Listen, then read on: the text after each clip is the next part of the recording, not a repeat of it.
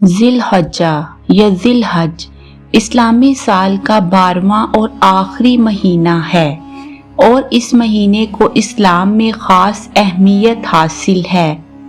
اس مہینے میں کئی عظیم عبادات اور بابرکت دن آتے ہیں جو مسلمانوں کے لیے روحانی ترقی، قربانی اور اللہ کے قریب ہونے کا بہترین موقع فراہم کرتے ہیں۔ ذی الحجہ کی اہمیت۔ نمبر 1، حج کا مہینہ۔ ذی الحجہ کا سب سے بڑا اعزاز یہ ہے کہ اس مہینے میں فریضہ حج ادا کیا جاتا ہے۔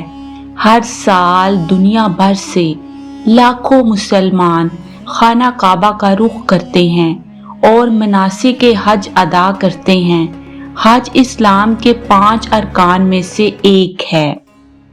نمبر 2، عشرہ ذی الحجہ، پہلے 10 دن۔ نبی کریم صلی اللہ علیہ وآلہ وسلم نے فرمایا، اللہ تعالیٰ کو کسی دن کی عبادت اتنی پسند نہیں جتنی ذی الحجہ کے پہلے 10 دنوں میں کی جانے والی عبادت پسند ہے۔ یہ دن اللہ کے نزدیک سب سے بہترین دن شمار ہوتے ہیں۔ ان دنوں میں روزہ، نوافل، تلاوت قرآن، صدقہ ذکر اور دیگر نیک اعمال کی بہت فضیلت ہے۔ نمبر 3، یوم عرفہ، 9 ذی الحجہ۔ عرفہ کا دن حج کا سب سے اہم دن ہے۔ حاجی میدان عرفات میں وقوف کرتے ہیں اور غیر حاجی اس دن روزہ رکھتے ہیں۔ نبی کریم صلی اللہ علیہ وآلہ وسلم نے فرمایا، یوم عرفہ کے روزے سے 1 سال گزشتہ اور 1 سال آئندہ کے گناہ معاف ہو جاتے ہیں۔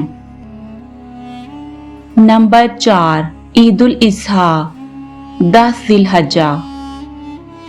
عشرہ ذی الحجہ کے بعد عید قربان منائی جاتی ہے جو حضرت ابراہیم علیہ السلام کی قربانی کی یاد میں منائی جاتی ہے۔ اس دن قربانی کرنا سنت ابراہیمی ہے اور مسلمانوں کی جذبہ اظہار و قربانی کا عملی مظاہرہ ہوتا ہے۔ نمبر 5، تکبیرات تشریق۔ ذی الحجہ کی 9 سے 13 تاریخ تک ہر فرض نماز کے بعد تکبیرات تشریق کہنا واجب ہے۔ تکبیرات تشریق یہ ہے: ذی الحجہ کا مہینہ ہمیں اللہ کی طرف رجوع، عبادت، تقوی، قربانی اور انسانیت کی خدمت کی تعلیم دیتا ہے۔ یہ مہینہ ہمیں حضرت ابراہیم علیہ السلام کی فرمانبرداری، حضرت اسماعیل علیہ السلام کی قربانی اور نبی کریم صلی اللہ علیہ وآلہ وسلم کی سنت کی یاد دلاتا ہے۔